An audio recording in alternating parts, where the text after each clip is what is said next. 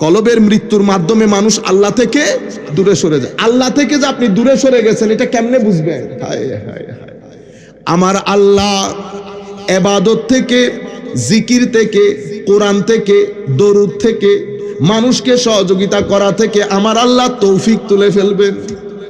আপনি লাখ চেষ্টা করেও মসজিদে ঢুকতে পারবেন না। আজকে পড়বো, কালকে পড়বো, পরশু করবো, এমন করতে করতে দিন চলে যাবে। বান্দারে, যখন নামাজ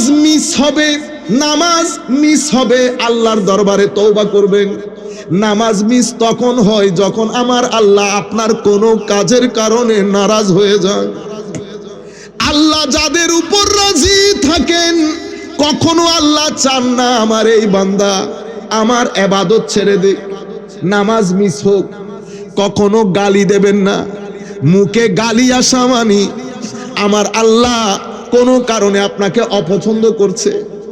আমার আল্লাহ যাদেরকে পছন্দ করেন তারা অনেক হায়াদার হয়, তাদের মুখে গালি থাকে না, তাদের কাপড় কখনো হাঁটু থেকে উপরে উঠবে না, আইল কেটে কখনো জমিন বড় করবে না, তারা কখনো মানুষকে তু তু মে করে মানুষের উপর জুলুম করবে না। যখন কোনো মানুষ জুলুম করে, বেয়াদবি করে, প্রতারণা করে, তার মানে হচ্ছে আমার আল্লাহ এই ব্যক্তির উপর তার কোনো কর্মের কারণে নারাজ হয়ে গেছে।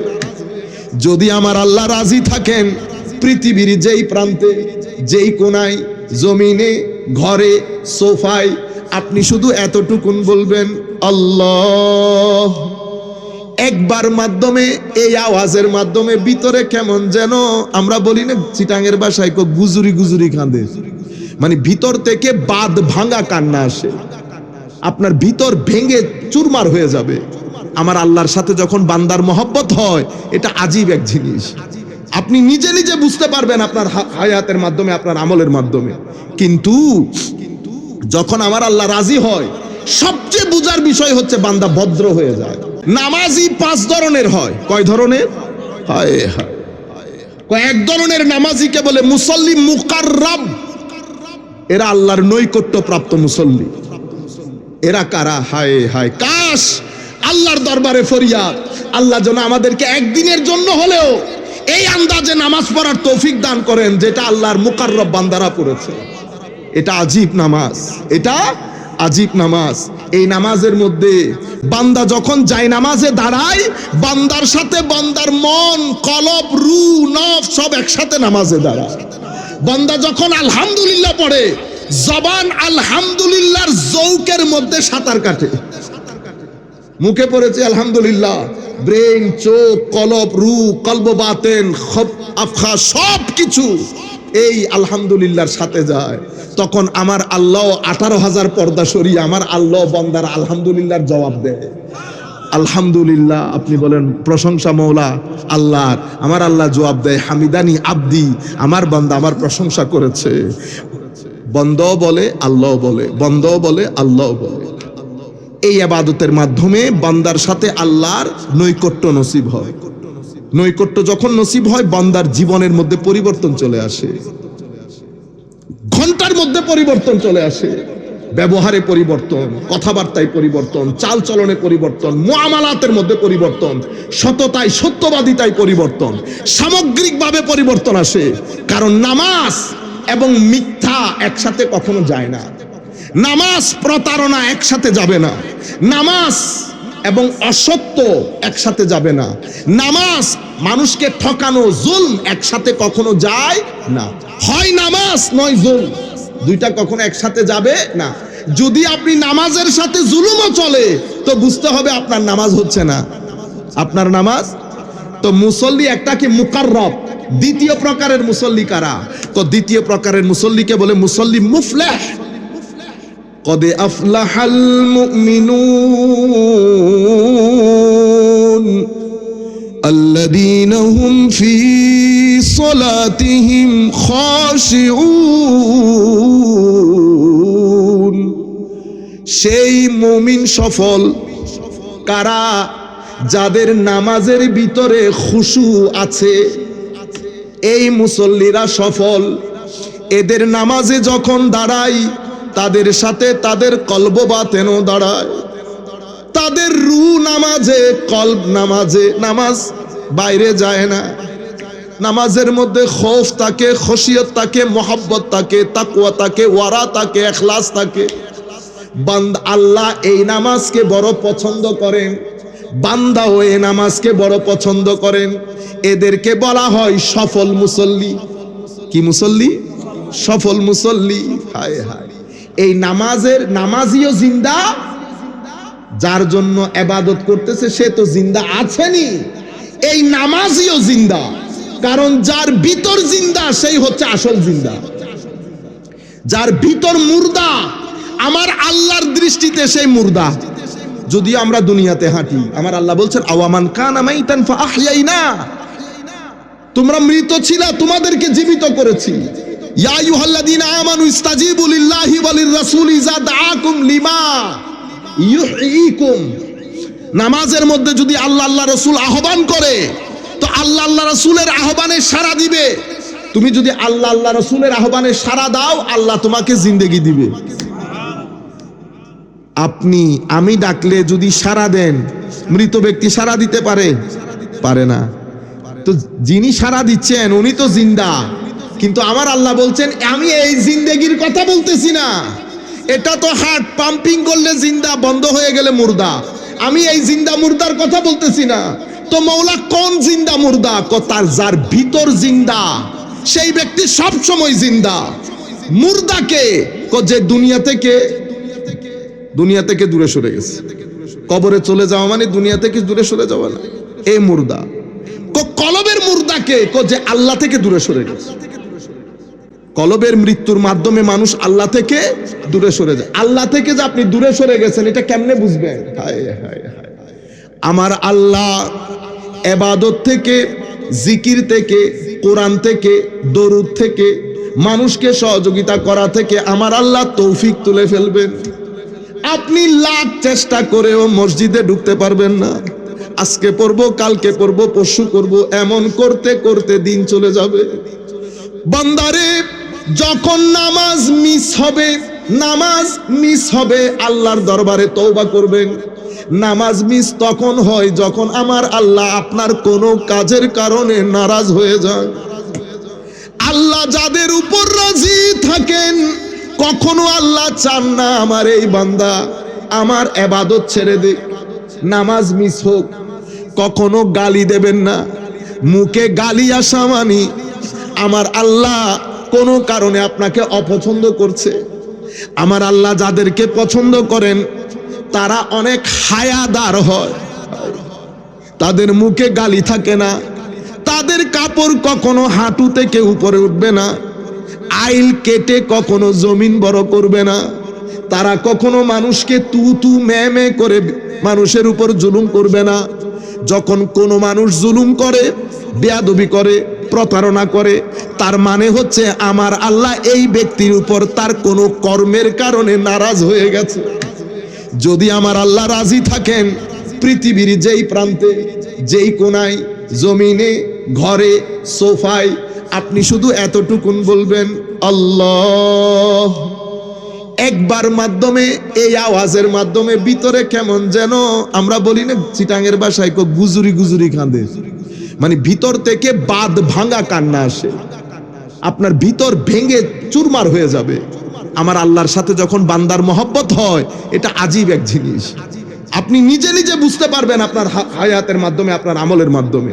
কিন্তু যখন আমার আল্লাহ রাজি হয়, সবচেয়ে বুঝার বিষয় হচ্ছে বান্দা ভদ্র হয়ে যায়, বান্দার থেকে হায়া আসে। হায়া এটা একজন বান্দার মানুষের জীবনে সবচেয়ে গুরুত্বপূর্ণ সম্পদ। হায়া, লজ্জা। হায়া থাকলে গুনাহ হয় না, গুনাহ করতে পারবেন না। হায়াদার মানুষ কখনো মানুষকে ঠকাইতে পারে না। হায়া এক আজীব নিয়ামত বান্দার জন্য। তো আমি আপনাদেরকে বলতে চাচ্ছিলাম, প্রথম মুসল্লি মুকাররব, দ্বিতীয় মুফলেহ, তৃতীয় কোনটা? তৃতীয় হচ্ছে মাজুর। কোনটা? মাজুর। হায় হায়, মাজুর কারা?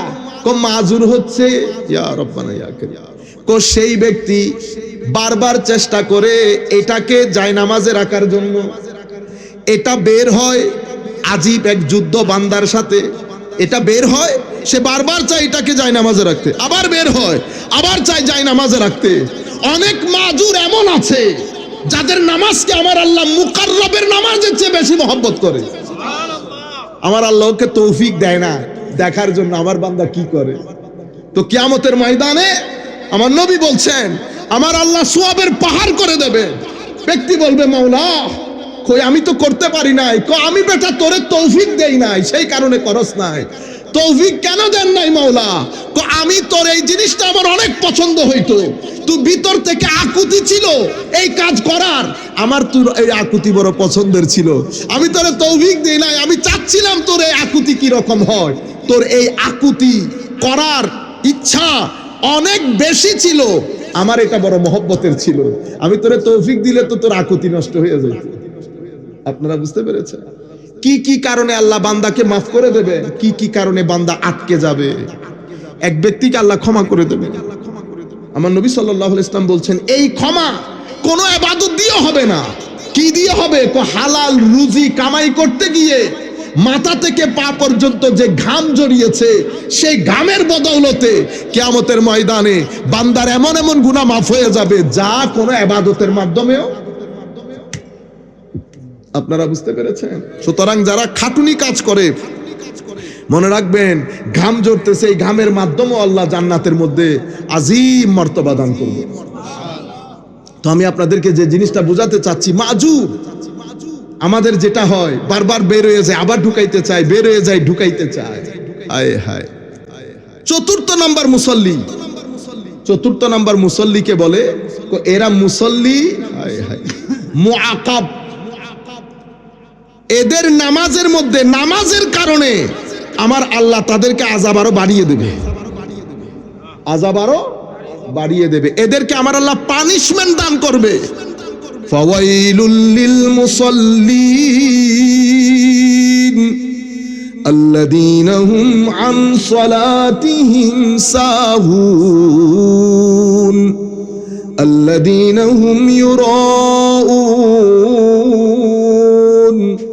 ওয়া ইয়ামনাউনাল মাউন। আমার আল্লাহ বলছেন ফাওয়াইলুল লিল মুসাল্লিন, ধ্বংস মুসল্লিদের জন্য। মুসল্লি আমি নামাজ পড়ি ধ্বংস হওয়ার জন্য না, কিন্তু আমার আল্লাহ বলছেন ফাওয়াইলুল লিল মুসাল্লি আল্লাযীনা হুম আন সালাতিহিম সাহুন। নামাজের আদব কায়দা এটিকেটস কোনো কিছুর ব্যাপারে, নামাজের রুকন আর কানের ব্যাপারে কোনো খেয়াল নাই। ব্যবসার কাজে ব্যস্ত, চাকরির কাজে ব্যস্ত, নামাজের ওয়াক্ত চলে যাচ্ছে, এ পড়বো শেষ পকেটে আরেকটু করে নি আরেকটু করে নি, শেষের দিকে কোন রকম দৌড়ের মধ্যে নামাজ পড়ি, বাস 1 সেকেন্ডের মধ্যে নামাজ শেষ, আল্লাহু আকবার দুমদারাক্কা। কোনো রুকন, নামাজের আরকান, নামাজের আদাব কোনো কিছুর কোনো পরোয়া নাই। এরপরে নামাজ মানুষকে হায় হায়, এখন তো কত ধরনের নামাজ বের হয়েছে আর কত ধরনের তবলিগে দিন বের হয়েছে। তো আপনি হঠাৎ করে কেন ওই কাজে যাওয়া শুরু করলেন? হুজুর আসলে আপনাদেরকে কি বলবো, ব্যবসা বাণিজ্যের বিষয় তো, ওখানে কিছু ব্যবসায়ী ঢুকছে, ওখানে কিছু ব্যবসায়ী ঢুকছে, তো স্বাভাবিক এক্সপোর্ট ইম্পোর্ট করি, এক্সপোর্ট ইম্পোর্ট করি। এখানে অনেক কিছু দরকার হয়, অনেক সময় জয়েন্টলি কাজ করতে হয়। তো জয়েন্টলি কাজ করার জন্য দেখছেন আমি মাঝে মধ্যে চিন্তা করতাম, আমার নবী এক হাদিস মুসলিম শরীফের রওয়ায়াতের মধ্যে বলছে বাদিরু বিল আমালিস সালেহা, তোমরা সৎ কাজগুলো খুব দ্রুত গতিতে করে নাও, প্রতিযোগিতা করো। কেন? ফিতনার চাদরে আবৃত হওয়ার আগে যেভাবে রাতের অন্ধকার দিনের আলোকে আবৃত করে ফেলে, সেভাবে ফিতনার চাদরে আবৃত হওয়ার আগে তোমরা আমল করে নাও। সময় আসবে সকালের মুমিন বিকাল হতে হতে কাফের হবে। ইউসবিহুর রাজুলু মুমিনা ওয়া ইউমসি কাফিরা। আবার বিকালের মুমিন সকাল হতে হতে কাফের হয়ে যাবে। ইয়াবিউ দীনাহু বিআরাদিন মিনাদ দুনিয়া, 2 টাকার জন্য নিজের দিন বিক্রি করে দেবে।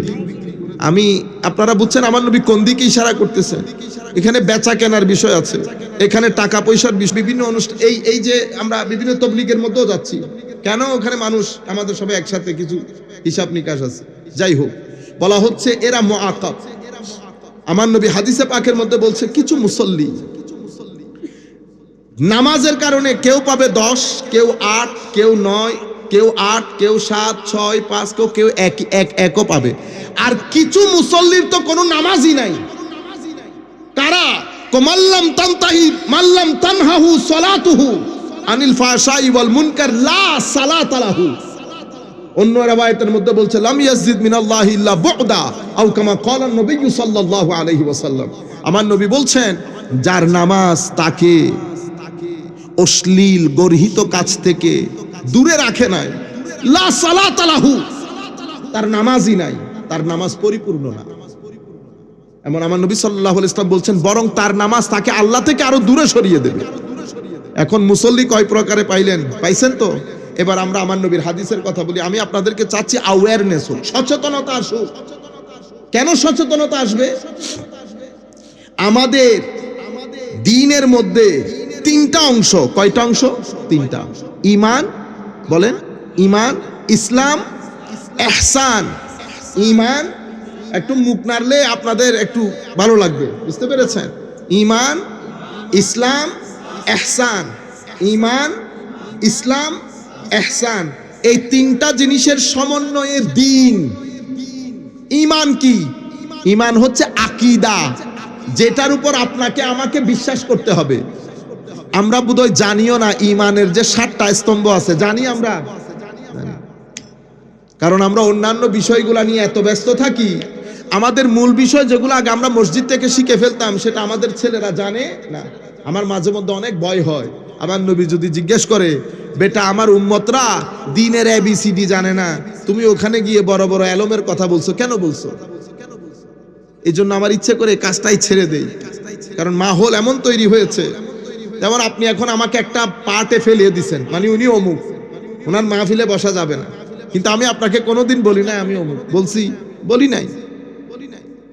আজীব মাহৌল। তারপরে আপনারা কিছু বিষয় দেন বা আমরা কিছু বিষয়ে কথা বলার চেষ্টা করি সময়ের চাহিদা অনুযায়ী, কিন্তু দেখা যায় আমাদের ম্যাক্সিমাম লোক যারা সূরা ফাতিহা পড়তে পারে না, যারা কোরআন শরীফ পড়তে পারে না, যারা ঈমানের মূল স্তম্ভ কি কি সেটা জানে না, যেটা জানা ফরজ একজন মুসলমানের জন্য, যারা নামাজের ফরজ কোনটা জানে না, কি কি কারণে নামাজ ভাঙে জানে না, ওযুর ফরজ কোনটা জানে না, ঈমানের স্তম্ভগুলা কি কি, রুকনগুলা কি কি, আরকানগুলা কি কি, আমার নবীর মহব্বত ঈমানের ক্ষেত্রে কত জরুরি, আলে বাইতে রাসূলের মহব্বত ঈমানের ক্ষেত্রে কত জরুরি, সাহাবায়ে কেরামের আজমত, আউলিয়ায়ে কেরামের নিসবত ঈমানের ক্ষেত্রে কত জরুরি আমরা জানি না।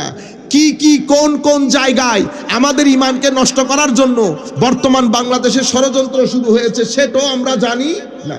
তো ঈমানের একটা বিশাল অংশ যেগুলা জানা আমার উপর ফরজ, আমি জানি না। বছরের পর বছর মাহফিল হয়, আমরা এগুলা বলতেও পারি না।